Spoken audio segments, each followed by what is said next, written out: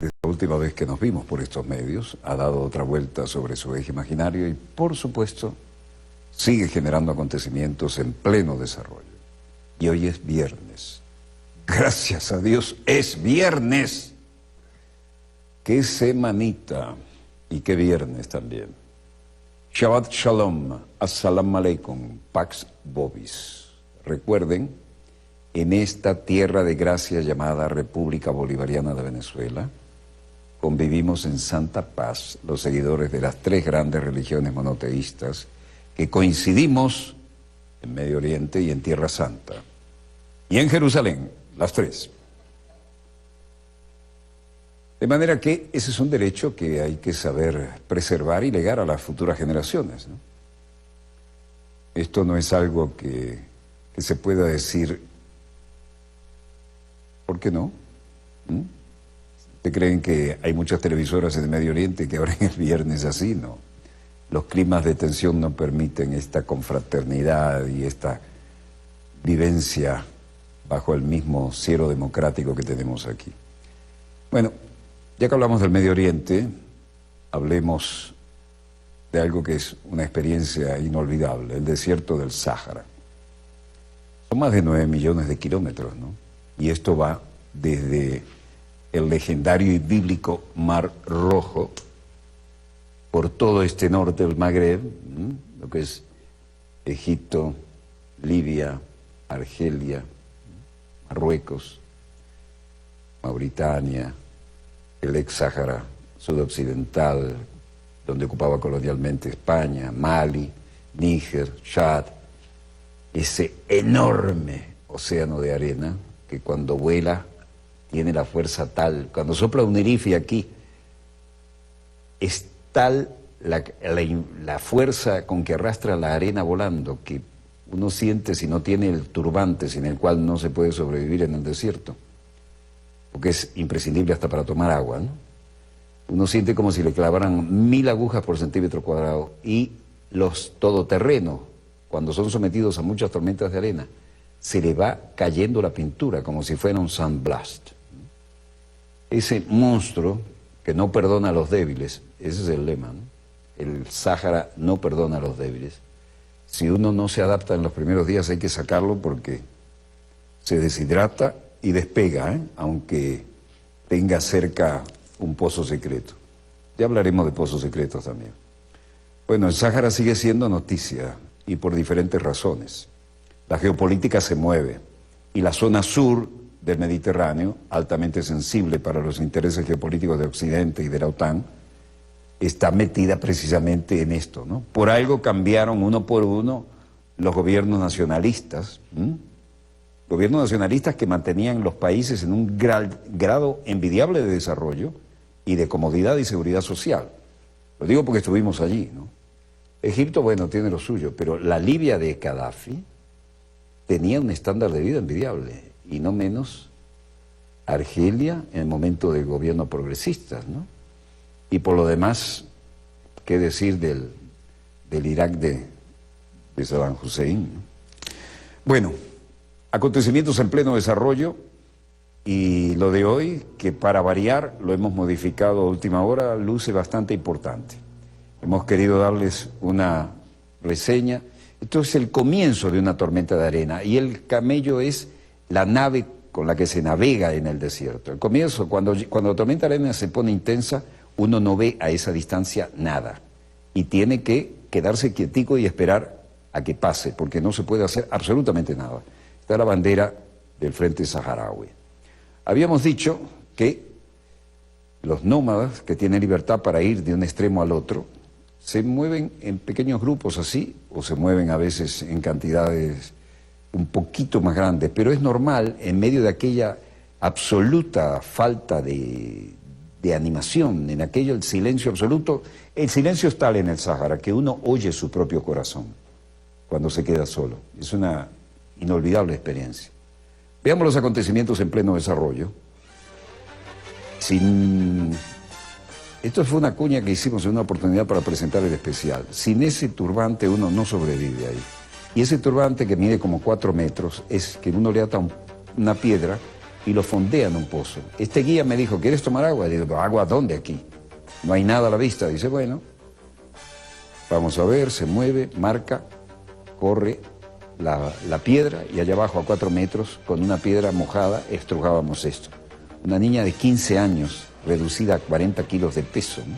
Prisioneros que fuimos a ver en la noche. Y aquí comienza esa horrible tormenta de arena donde cualquiera que no esté acostumbrado se vuelve loco. Un jeep artillado para comenzar las operaciones en las que luego nos vimos involucrados más de una vez. Y este es un momento que están bombardeando al muro que había creado Marruecos y estamos cuerpo a tierra por la acción de los francotiradores. Bombardeando con morteros, saturación total. Estábamos en la colina de la cual estaba el director de tiro. Y allá abajo, ya esto no es el Sáhara, esto es el Sahel, muy al sur. Aquí hay rasgos de vegetación. Bueno, el Sahel ahora es el que es noticia. Y como ven, no es un desierto terrible como el Sáhara. Hay mucha vegetación para ser Sáhara.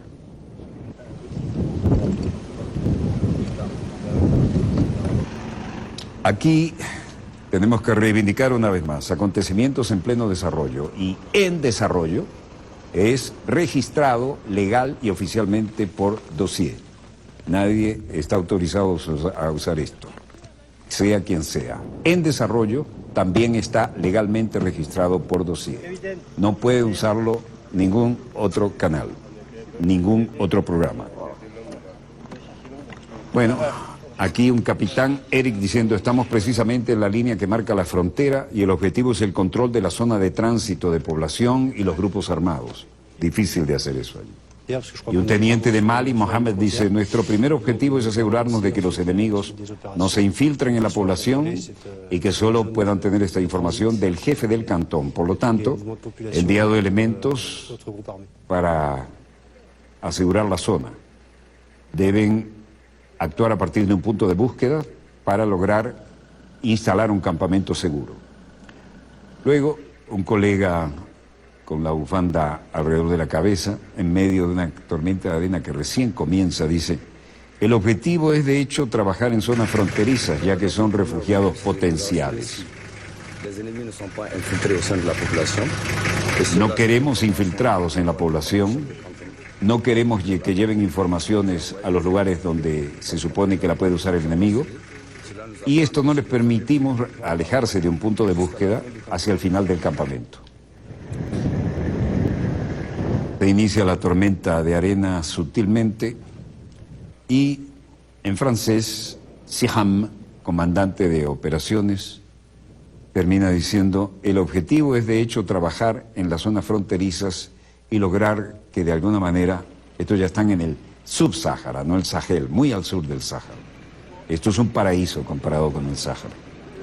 Y dice, y defender estos refugios. Los grupos terroristas armados no respetan las fronteras y al contrario de los ejércitos nacionales, no se detienen tampoco en las fronteras. Vean esto. Esto es una tormenta de arena. Llega un momento en que usted ve el cielo del color de la arena. Eso es en lugar del azul del cielo, nubes gigantescas que avanzan de horizonte a horizonte. Y el que no está preparado para eso realmente se vuelve loco. Vean esto. Esto parece el fin del mundo, ¿no? Se levanta el Sáhara y viene arrasando con todo. Y es a miles de metros que llegan, se levantan enormes ventoleras y sin el turbante no se sobrevive. Eso es brutal. Como les dije, le saca la pintura a los vehículos. Inolvidable. Esto no es sino el color. Todo se vuelve del color de la arena del desierto. Y ese es el turbante de no menos de 4 metros para poder sobrevivir ahí. Y hay que saber usarlo. Se vuelve todo de ese color, cielo y suelo. Es impresionante. Bueno, en Mali y Nigeria las fuerzas francesas hacen operaciones contra los yihadistas y la situación sigue en desarrollo. Después de una reunión con soldados franceses, cruzaron de Níger a Mali para continuar la Siham, cuyo nombre en código de la operación y el objetivo es expulsar a todos los que tengan que ver con Al-Qaeda. Frontera de 800 kilómetros entre las antiguas potencias occidentales. Estamos haciendo un empuje para una mejor coordinación que pueda lentamente ir produciendo algunos resultados. Se recogió inteligencia, rastrearon las células yihadistas, se sondearon los campos sospechosos de servir de entrenamiento, pero no hubo enfrentamiento con los militantes. Y en estas zonas de control, comando y comunicaciones es que se junta toda la inteligencia hecha. Fuerzas Armadas de Mali, Francia despliega fuerzas especiales y se mantienen allí. Por lo demás, el apoyo de siempre es asesoramiento y hasta el momento Francia reconoce la presencia de unos 150 militares que llegan incluso hasta el Kurdistán iraquí. Francia desplegó fuerzas especiales en Siria para asesorar a la Fuerza Democrática Sirias en alianza de kurdos y árabes que combaten al grupo yihadista Estado Islámico en las provincias de Alepo y Raqqa. La ofensiva de Manbij está siendo claramente apoyada por algunos estados, entre ellos la República Francesa, y una fuente cercana al Ministerio de Defensa francés, sin precisar cuántos militares están presentes en la región, ha confirmado lo que decían estos oficiales en el teatro de operaciones, fuerzas especiales de paracaidistas. Helicópteros de fabricación francesa, a todas luces también. Hasta este momento, Francia reconoce la presencia de unos 150 militares en el Kurdistán iraquí. Y el ministro francés de Defensa, Jean-Yves Le Drian, ha dado a entender que soldados franceses se han encontrado, sí, al lado de militares estadounidenses, en apoyo a las ofensivas. En Irán, ministro de Defensa de Rusia. Ministro de Defensa Hossein Dehdan dice: la coalición tiene resolución y determinación para luchar contra el terrorismo en Siria y queremos poner sobre aviso a los terroristas y sus partidarios que la coalición los enfrentará y alcanzará sus objetivos hasta barrerlos del mapa. Irán, Rusia y Siria acuerdan una batalla conjunta contra los terroristas. Los ministros de Defensa de Irán, Rusia y Siria acordaron intensificar operaciones. La declaración fue ofrecida tras concluir la cumbre de los ministros realizada en Teherán, la capital iraní, en la que también estuvieron sus homólogos rusos, sirios, Sergei Shoigu y Fahdad Hazim Freih. Los terroristas y sus partidarios, dijo este último, deben saber que el grupo de lucha contra ellos está determinado e iremos hasta el final y lo lograremos. Este es nuestro correo, walterdossier@gmail.com. Agradecemos, nos inundaron con correos de todas las latitudes. Los he leído todos y prometo leerlos todos este fin de semana. No puedo garantizarles que los contestaré todos, pero los voy a leer todos. walterdossier@gmail.com. No importa donde usted se encuentre, yo lo leeré. Envíelo. La cumbre de Dehqan manifestó que Irán considera que la lucha contra el terrorismo es su deber y su misión. Y las Naciones Unidas están tratando de llevar soluciones a los puntos más difíciles. La ayuda humanitaria es fundamental. Ven que lleva el signo de la media luna roja, que es el equivalente a la Cruz Roja Internacional. La cercada ciudad siria de Daraya recibe la primera comida en 4 años. Esto es un drama. El convoy humanitario de la ONU y de la Media Luna Roja enviaron 9 camiones con alimentos, harina y medicamentos suficientes para un mes. Así lo explicó por teléfono desde la capital siria Tamás Mohrez, jefe de operaciones de la Media Luna Roja, el equivalente a la Cruz Roja Internacional. Según Naciones Unidas, en Daraya quedan no menos de 8.000 vecinos de lo que fue una población de 25.000 habitantes.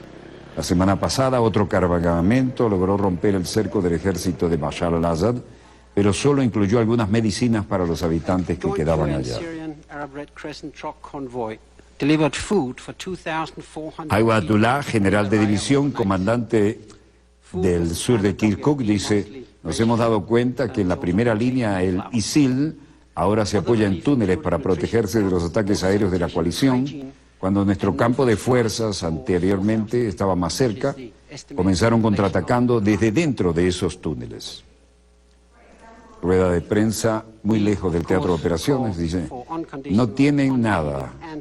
Y la realidad ahora es que estamos tratando de llevar la ayuda imprescindible, aunque el Estado Islámico pierde terreno en la defensa del norte de Irak.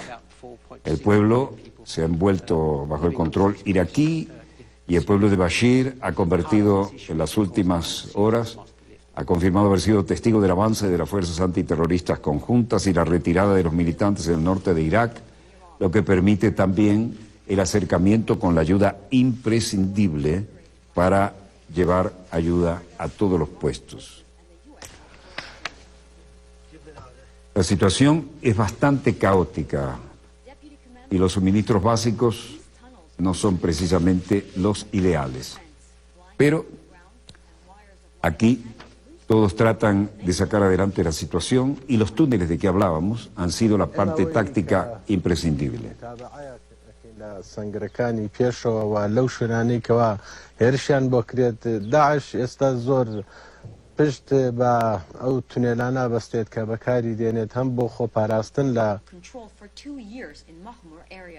El subcomandante de las fuerzas Peshmerga ha mostrado los túneles subterráneos que servían tanto como escondite como de fortalezas a los militantes del Estado Islámico. Y a juzgar por las mantas y los cables de iluminación, debían haberlos colocado allí mucho antes de ser expulsados y tenían facilidades que no tenían los pueblos afectados por este tipo de acción que afecta enormemente a las poblaciones civiles que se ven envueltas en la zona. Nos hemos dado cuenta de que la primera línea, que es ahora tender túneles para protegerse de los ataques aéreos de la coalición, cuando nuestro campo realmente estaba siendo bombardeado. Haifa Zed, el jefe Hamad Dawat, dice, vamos a pedir al jefe del ejército y también vamos a hacer al jefe de la Fuerza Aérea darse cuenta de su responsabilidad. Si cualquier avión no tripulado se acerca al territorio pakistaní, es su responsabilidad dispararles y bajarlo.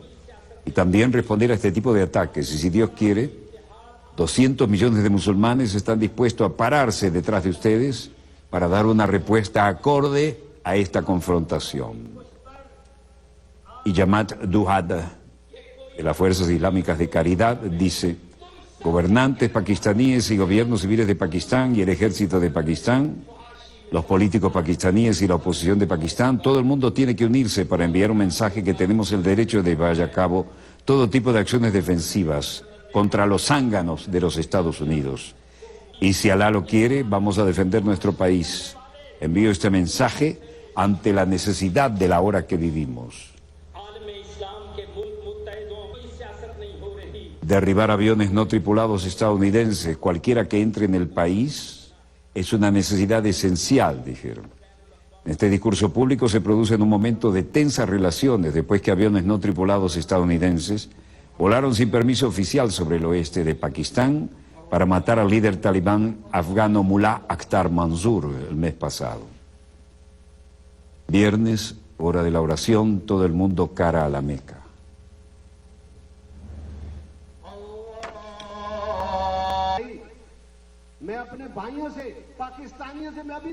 El viernes por la tarde, Zaid llevó oraciones mientras cientos de personas se paraban detrás de él en la mezquita de Cuba, también en Islamabad.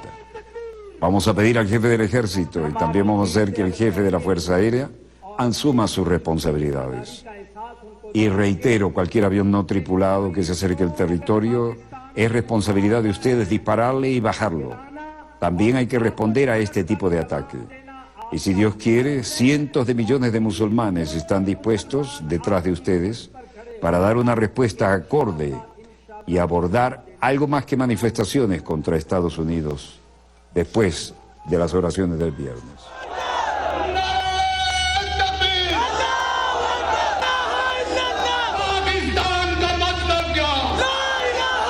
Pakistan की सिविल हुकूमत, पाकिस्तान की फौज, पाकिस्तान के अवाम, सियासतदान, अपोजिशन, सब लोगों को मुत्तहिद होकर अमेरिका को ये पैगाम देना चाहिए कि हम तुम्हारे ड्रोन के मुकाबले। Los gobernantes pakistaníes y el gobierno de Pakistán y el ejército de Pakistán actuarán de acuerdo a lo que esperamos. Vamos a pedir al jefe del ejército y también vamos a pedir al jefe de la aviación, una vez más lo dijo, que cualquier avión no tripulado, incluso los drones que se acerquen, los bajen de inmediato y nosotros colaboraremos con esta lucha ये asimétrica. बड़े खौफनाक मंसूबे पाकिस्तान के खिलाफ बना के बैठे हैं तो Gobernantes pakistaníes y el gobierno de Pakistán y las Fuerzas Armadas de Pakistán America को भी y los políticos, todo el mundo debe unirse y enviaremos al enemigo y al mundo todo un fuerte mensaje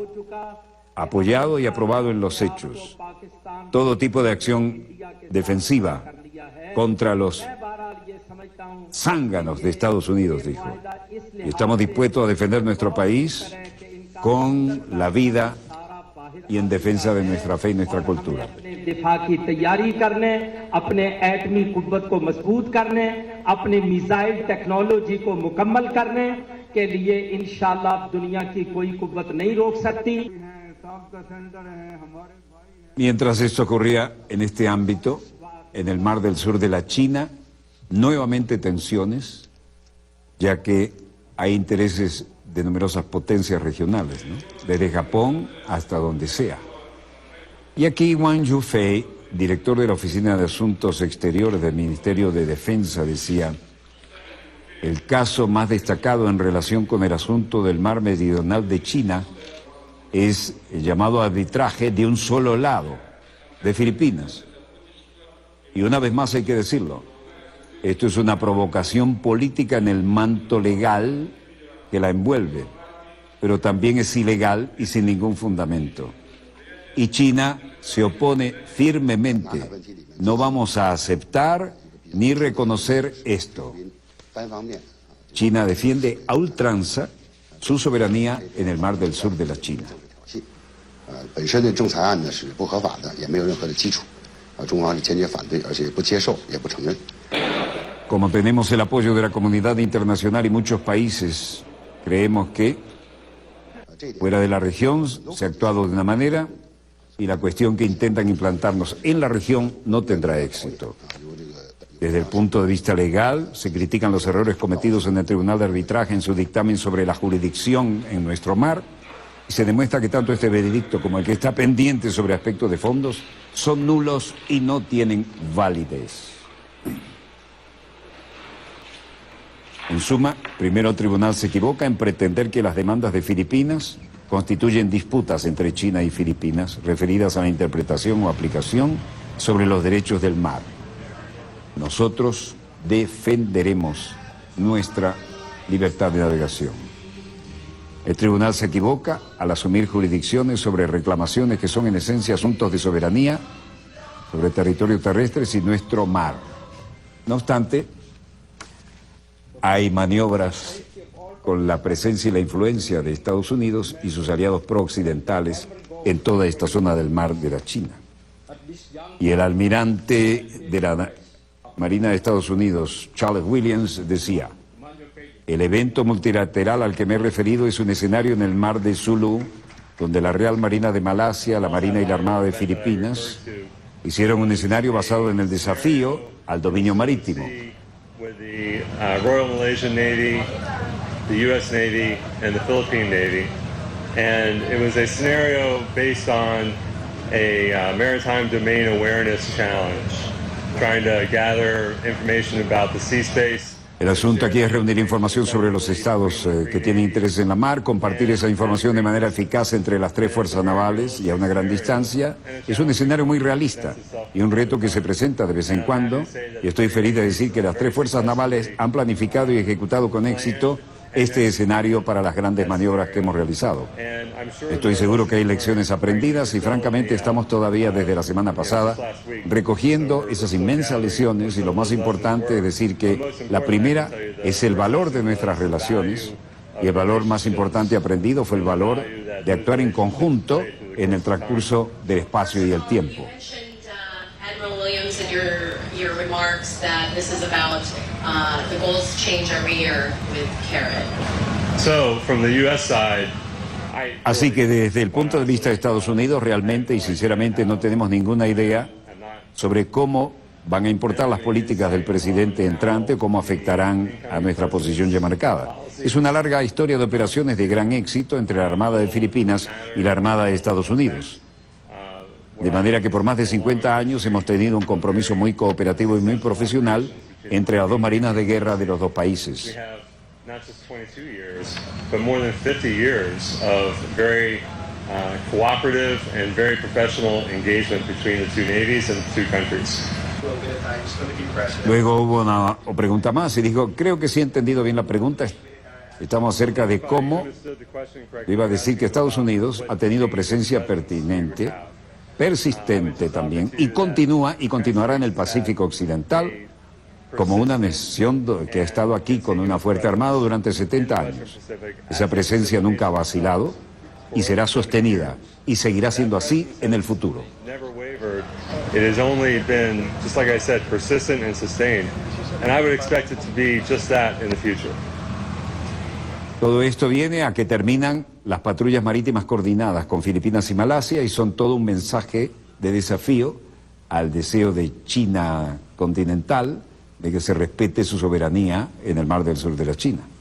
Oficiales de la Marina de Estados Unidos dijeron que las patrullas marítimas de la semana pasaron frente a las costas y no ha habido problemas hasta ahora. Pero el contraalmirante Charles Williams, comandante de la Marina de Estados Unidos del Grupo de Tarea 73, dijo que sentía que la formación unilateral, enseñando lecciones importantes a las armadas y a las naciones aliadas, seguirá actuando de esa manera. Mientras tanto, en Vietnam, vicecanciller chino Liu Zheming decía: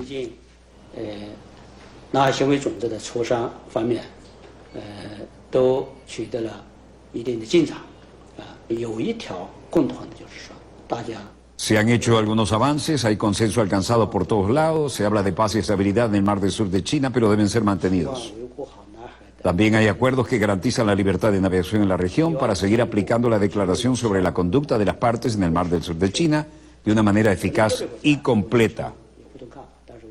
Para China, hemos estado esperando que los partidos sinceramente involucrados intercambien ideas y busquen respuestas comunes en esta plataforma, en el marco de la aplicación de la doctrina. No están muy lejos las dificultades, pero a todos deberíamos hacerle frente a los problemas trabajando en conjunto y facilitando la navegación y el comercio.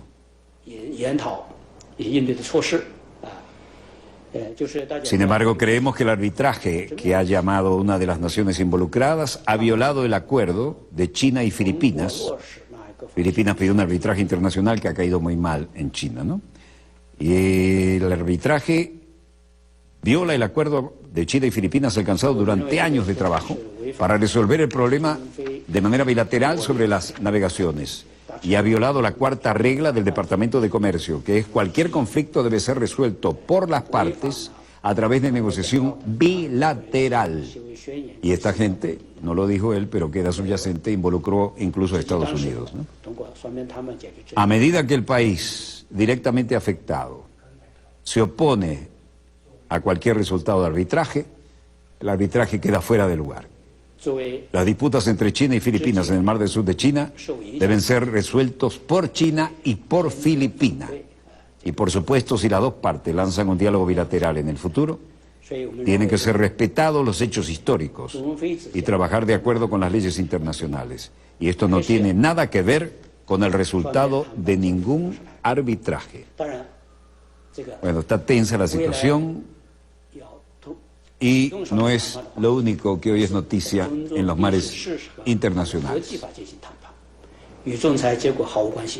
Los funcionarios discutieron propuestas de los cancilleres de China y de las naciones de ASEAN, emitiendo una declaración conjunta sobre la implementación efectiva de los acuerdos. Y aquí, pesca en el mar del sur de la China, aparecen coreanos y aparecen estadounidenses. Corea del Sur despliega navíos militares para detener a pesqueros chinos y ahí la cosa se puso tensa otra vez. Corea del Sur y el Comando de las Naciones Unidas, liderado por Estados Unidos, por eso estaban ahí presentes los norteamericanos, desplegaron hoy buques cerca de aguas fronterizas en Corea del Norte para expulsar a pesqueros chinos que operaban ilegalmente en la zona, informaron en un comunicado.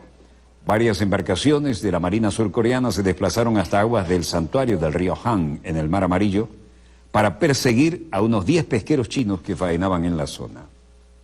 Tras varias advertencias, los barcos chinos finalmente huyeron a aguas controladas por Corea del Norte, informó la agencia surcoreana Yonhap, citando al Ministerio de Defensa. Se trata de la primera operación de este tipo que Seúl ejecuta desde el armisticio firmado con Pyongyang en aquellos tensos años de 1953 y fue aprobada por el Comando de las Naciones Unidas, que controla la desembocadura del río Han en el Mar Amarillo. Y esta es una zona fronteriza entre ambos países declarada neutral y donde suele haber gran bruma, como acabamos de ver, ¿no? El incidente se produce apenas 2 días después de que un pesquero surcoreano remolcase a 2 pesqueros chinos a la fuerza que operaban ilegalmente en la zona y los entregase a las autoridades del país, que presentaron el pasado miércoles una queja formal a China. La pesca ilegal de barcos chinos en los caladeros de Corea del Sur ha provocado numerosos roces diplomáticos, pero como se ve, esto sigue siendo una muy tensa situación y allí están, sobre la línea de horizonte, en aguas que son declaradas ilegal para ellos. Bueno, no se puede asegurar que esto sea un momento de gran tranquilidad, ¿no? ¿Qué tenemos en los satélites? Bueno, Trump sigue intenso en su campaña. Vamos a oírlo un momentico, señor director, a ver qué dice Trump. I mean, that I can't get involved in. I'm not going to play favorites. But you know what? They'll stay there or they'll stay someplace else, but they're going to be in our country. They're not going to leave. And we're going to start bringing back our jobs. Bueno, este hombre sigue adelante y le va bien hasta el momento, no va a dejar la plaza, y Hillary Clinton también quiere llegar a ser la primera presidenta de los Estados Unidos de América. Volvamos a estudio, señor director. Incansable este hombre, bueno, tiene todas las ganas, todo el deseo de poder y todos los millones del mundo para tratar de hacer realidad ese sueño. Breve corte y volvemos con más acontecimientos en pleno desarrollo. No se vayan, ya volvemos.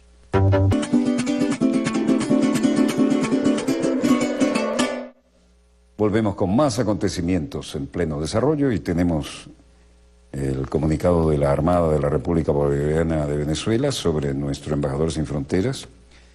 Continúa, los muchachos están disfrutando, continúa atracado en St. John's, es decir, dentro de esta bahía, aquí es donde está St. John's en Canadá. Y la información dice: nuestro embajador sin fronteras abre visita a bordo para la población de la ciudad de St. John's en Canadá, recibiendo un total de 710 visitantes, van aumentando cada día, ¿no? 630 era la vez anterior. No se realizaron actividades académicas porque están disfrutando un poco de puerto, ¿no?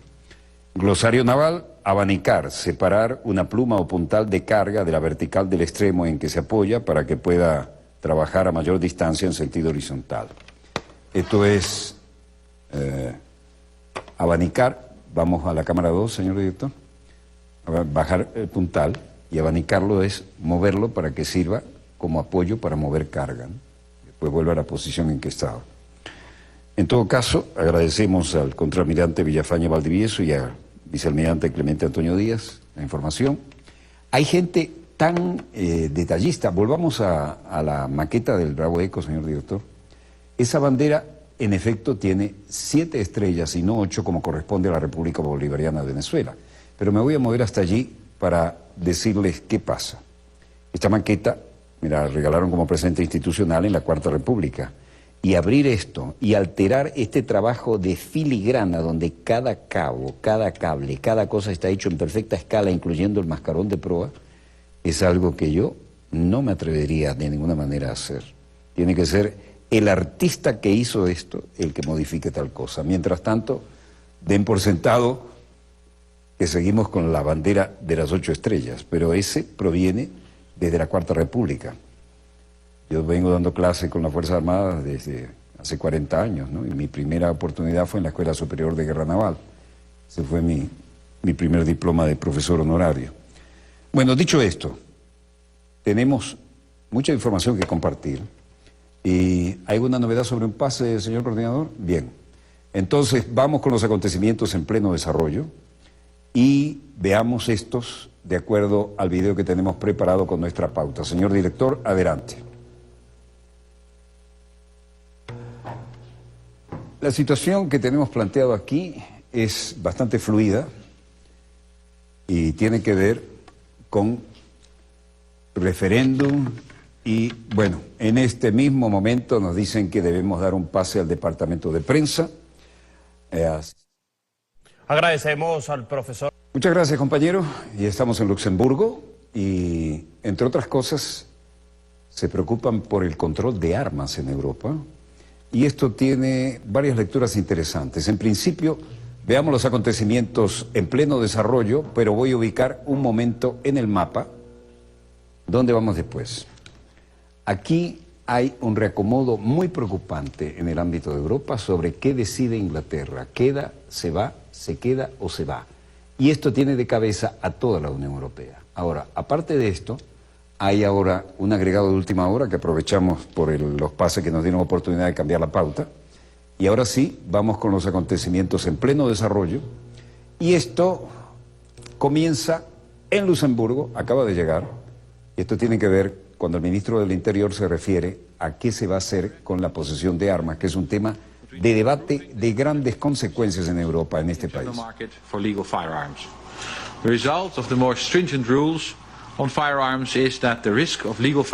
La nueva directiva logra el equilibrio correcto para mejorar la seguridad de los ciudadanos de la Unión Europea, el mercado interior para armas de fuego legales y los resultados de la regla más estricta sobre armas de fuego es que el riesgo de que las armas legales puedan encontrar un camino ilegal hacia la gente que no debería tenerlas. La Unión Europea alcanza un muy difícil y debatido acuerdo para el mayor control de armas. La posición adoptada por los ministros del Interior de 28 países, todos los ministros del Interior de la Unión Europea, permite ahora iniciar las negociaciones con los eurodiputados. El acuerdo incluye a los coleccionistas y prevé una armonización de las armas de identificación, armas de fuego, prohibición de armas semiautomáticas, incluso desactivadas, y un marco más estricto para las ventas de armas en Internet. La nueva normativa también debe mejorar el intercambio de información entre países, por ejemplo, sobre personas a las que se le ha denegado un permiso de tenencia de armas en un país y pretenden comprarlo en otro.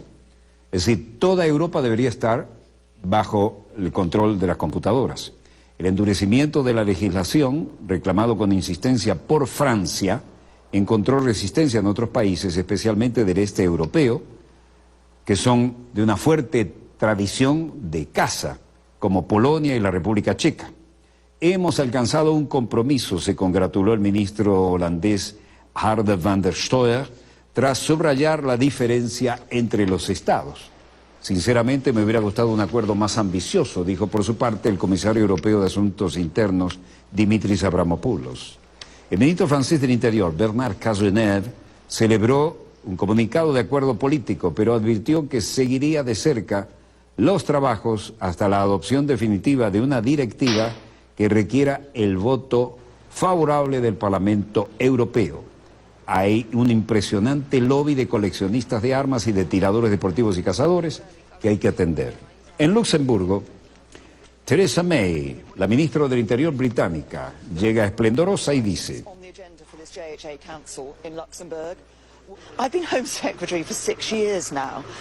he sido ministro del Interior durante 6 años hasta ahora y he estado asistiendo regularmente a estas reuniones y lo hago por una razón.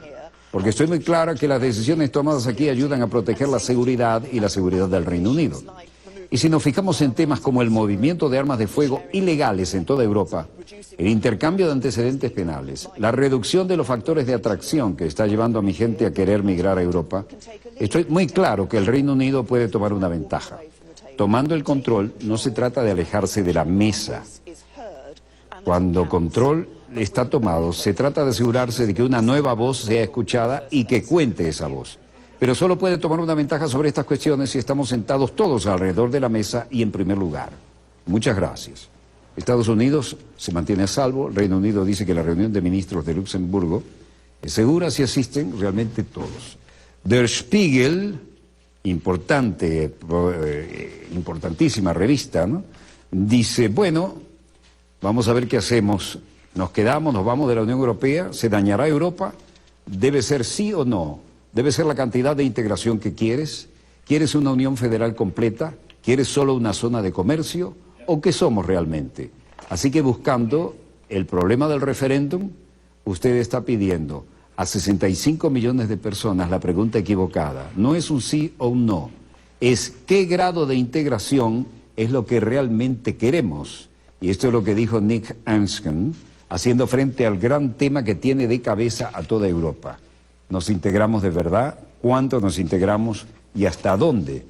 El Reino Unido, entro, que voy, que no me voy, y la reunión de ministros de Luxemburgo tiene de cabeza a mucha gente.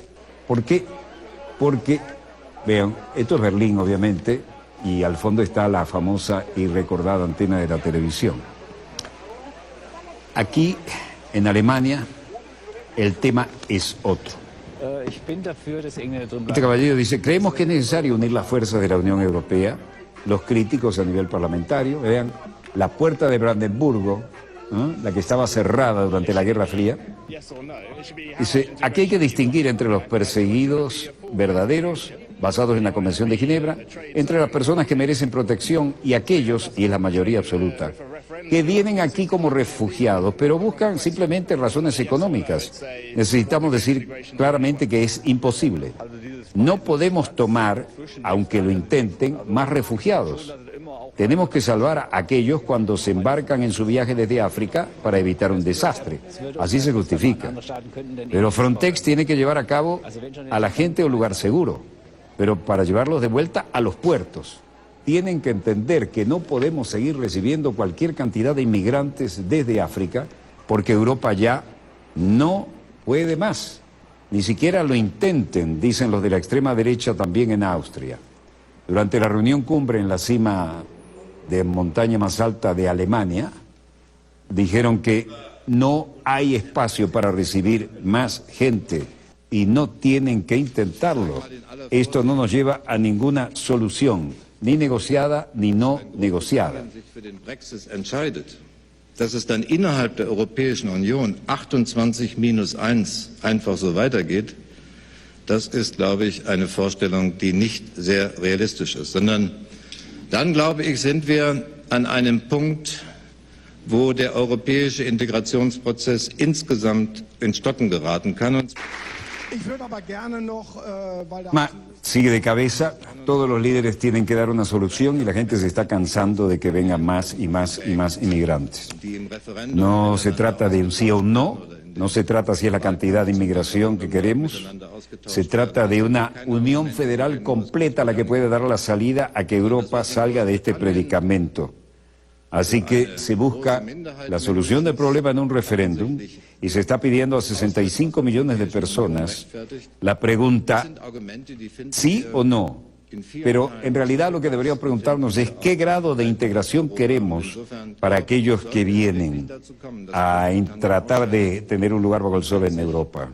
No creo que esto sea en blanco y negro, ni creo que sea una solución en el medio. Frank-Walter Steinmeier dijo, las razones del Reino Unido para estar o no estar es que se intercambia la campaña que condujo a la consulta. El Reino Unido, sin embargo, podemos encontrar las mismas razones que pueden conducir al Reino Unido a una gran minoría, justificar una salida de la Unión Europea. Pero las cosas hay que verlas con mayor proyección a futuro.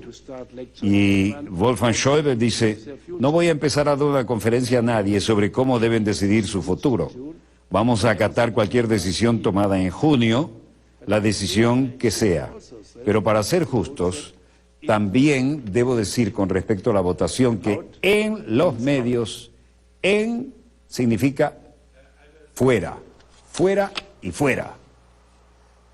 Bueno, aquí estamos en las montañas de Zugspitze y esto tiene que ver con Grünau, Alemania, la cumbre de los teleféricos, también dicen algunos. Creemos que es necesario unir a Bruselas con las fuerzas de la Unión Europea y los críticos también en el nivel parlamentario en Bruselas y en Estrasburgo. Los partidos han establecido una realidad, aquí están reunidos en la montaña, ¿no? Y la montaña para decirles a los demás, ni siquiera lo intenten, no vuelvan, no sigan tratando de llegar a Europa. Se fueron a la montaña para tratar de ver cómo se aislaban en un hermoso clima, en un hermosísimo ambiente, para ver cómo solucionan los grandes temas europeos. Hay que distinguir aquí entre los perseguidos verdaderos basados en la Convención de Ginebra y entre las personas que merecen protección y aquellos que, parece ser la mayoría absoluta, vienen a nosotros por razones sociales y económicas. Europa ya no aguanta. Y entre una Weissenbier, el líder Frauke Petty dice: creemos que es necesario unir las fuerzas de la Unión Europea. Críticos en el nivel parlamentario en Bruselas y en Estrasburgo, los partidos establecidos en la realidad no tienen ninguna solución que ofrecer para los grandes temas europeos. ¿Cómo podemos mejorar el espacio económico europeo? ¿De qué forma se lleva a cabo la política monetaria europea? ¿Cómo nos aseguramos de la reintroducción del principio de mérito en Europa? ¿Y cómo tenemos la intención de hacer frente a la cuestión candente de la migración y el asilo? Ese es el gran tema. Ellos, los partidos establecidos, nos venden a nosotros ideas, pero nos condujeron a la crisis de la que no podemos salir ahora, y ellos nos trajeron a esta crisis. Luego, Heinz-Christian Strache, del ultraderechista Partido Libertad, dice: hay que distinguir aquí entre los perseguidos verdaderos basados en la Convención de Ginebra, entre las personas que merecen protección y aquellos que son la mayoría absoluta, además, que vienen a nosotros por razones económicas. Y necesitamos decir claramente: es imposible. No podemos seguir recibiendo más gente. Por favor, ni siquiera lo intenten. Tenemos que salvar a ellos cuando se embarcan en su viaje a África para evitar un desastre desde África. Pero Frontex tiene que llevar a la gente a un lugar seguro, pero para llevarlo de vuelta a los puertos que dejaron atrás. Francamente, algunos rayan ya en la xenofobia, dicen, pero el hecho es que los líderes de la alternativa anti-inmigración de Alemania, el AfD, el partido de extrema derecha de Austria, Libertad, FPO, pidieron a las fuerzas: no vuelvan más. Y en Madrid, los líderes jóvenes parecen tener la palabra otra vez.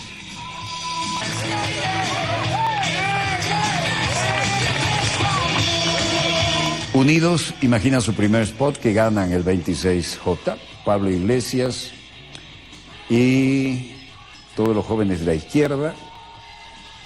Aquí Alberto Garzón, también de Izquierda Unida.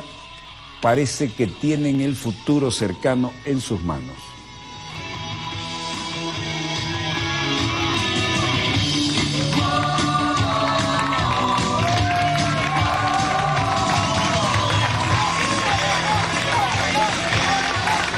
Con Izquierda Unida. Hoy somos seguramente la mejor alternativa al Partido Popular y estamos orgullosos de caminar fraternalmente con compañeros como Alberto y estoy convencido de que vamos a ganar las elecciones al PP. Así lo decía Pablo Iglesias y luego el líder de Izquierda Unida, Alberto Garzón. Muchas gracias. Creo que esta es una noche histórica, creo que responde a los deseos de las gentes trabajadoras, de la mayoría social, que estamos buscando un nuevo país, un país de justicia social, un país en el que la sonrisa sea de la gente humilde, la gente sencilla y no de la sonrisa de aquellos que han estado expoliando y saqueando nuestro país. Que desde luego intenten...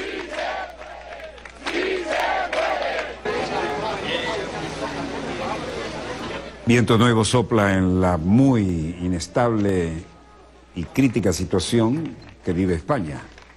Tal vez esta sangre joven sea la respuesta adecuada. No veo nada de parte de los viejos carcamanes que ya han quemado su carrera política.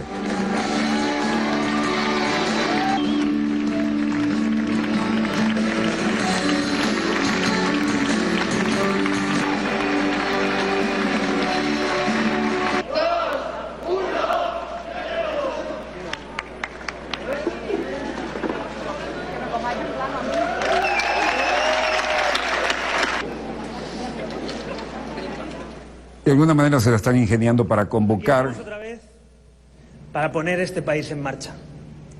Hay quien no ha querido que este país se ponga en marcha. Hay quien ha pensado más en su sillón que en España.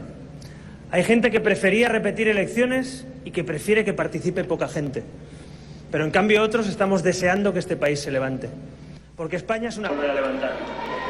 Y se va a volver a levantar porque España vale la pena.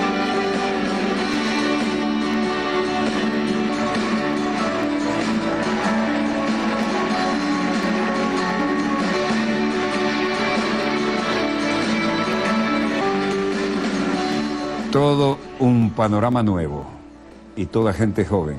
A eso lo llevaron los viejos carcamanes de la política tradicional en España.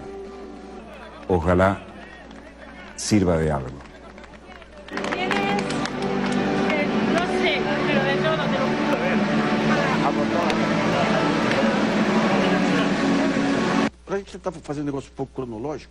Bueno, y en Brasilia, Dilma Rousseff sigue siendo noticia, está entrevistada, dice: no creo ninguna hipótesis, el referéndum es la única manera de lavar este lío de gobierno de Michel Temer que está creando. Essa lambança que está sendo o governo Temer. Temer parece representar lo más crítico de la ultraderecha y por ahí sigue. Primeira palavra ao povo brasileiro.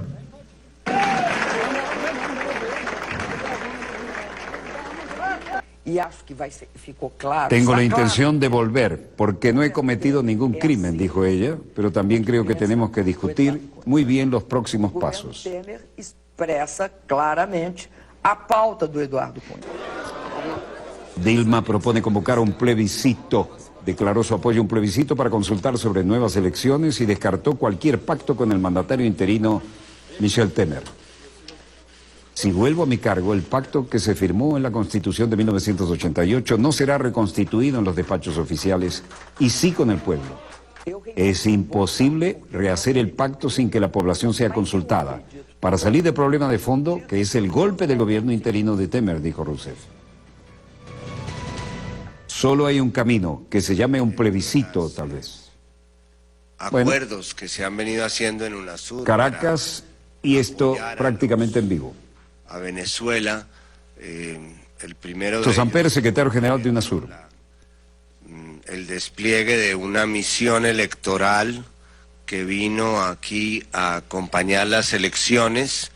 UNASUR tiene una larga experiencia en el tema de acompañamiento electoral. Sus misiones no son misiones de observación, son misiones integradas por técnicos de los organismos electorales. Y tuvimos el placer de venir a acompañar a Venezuela en unos momentos de dificultades. Por fortuna, contra todos los vaticinios, los venezolanos votaron pacífica y masivamente, tomaron sus decisiones, conformaron la asamblea con las mayorías conocidas, y hubo un reconocimiento del gobierno de este resultado electoral que de alguna manera contribuyó a la ratificación de la vocación democrática venezolana. A partir de ese momento nosotros trabajamos en dos espacios que consideramos fundamentales para garantizar la paz en Venezuela.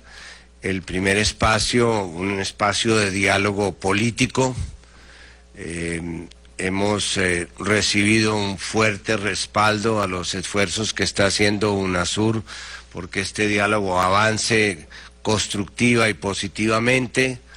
Al frente de esta facilitación han estado con mucho empeño y mucha devoción, que nosotros agradecemos a nombre de UNASUR, los expresidentes José Luis Rodríguez Zapatero, Leonel Fernández, Martín Torrijos, y esperamos que este diálogo avance de la mano del vicepresidente Istúriz, de la mano experta y acatada del vicepresidente Istúriz, porque creemos que la mejor salida para las dificultades políticas que tiene hoy día Venezuela tienen precisamente que ver con que se busque una fórmula de convivencia entre las distintas fuerzas políticas que hoy están en el amplio espectro de la nación. Yo simplemente como colombiano puedo destacar lo que fue la dolorosa experiencia de Colombia. Nos demoramos muchísimos años en entender que la vía de la negociación era preferible a la vía del conflicto armado, y nos tardamos algún tiempo más en entender que uno no puede pedir para el diálogo que se solucione lo que solamente se puede solucionar a través del diálogo. Poner como condición para un diálogo que se resuelva lo que uno debe precisamente negociar y solucionar en el diálogo, pues es simple y sencillamente renunciar al diálogo. Y también hoy con dolor registramos que nos costó 280.000 muertos no haber comenzado el diálogo que hoy felizmente se está dando en La Habana. Por eso estamos firmemente convencidos de que el diálogo no es una concesión que le haga el gobierno a la oposición ni la oposición al gobierno.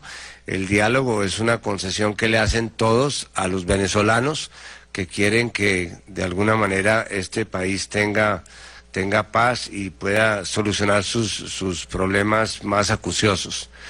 Y dentro de estos problemas más acuciosos, pues sin duda uno de ellos tiene que ver con la situación económica y la situación social que actualmente se presenta en Venezuela, como se está presentando en otros países en mayor o menor medida como consecuencia de una crisis económica que de alguna manera le está haciendo daño a todos los países de la región, pero particularmente a los que dependían de precios de productos básicos, empezando por el precio del petróleo.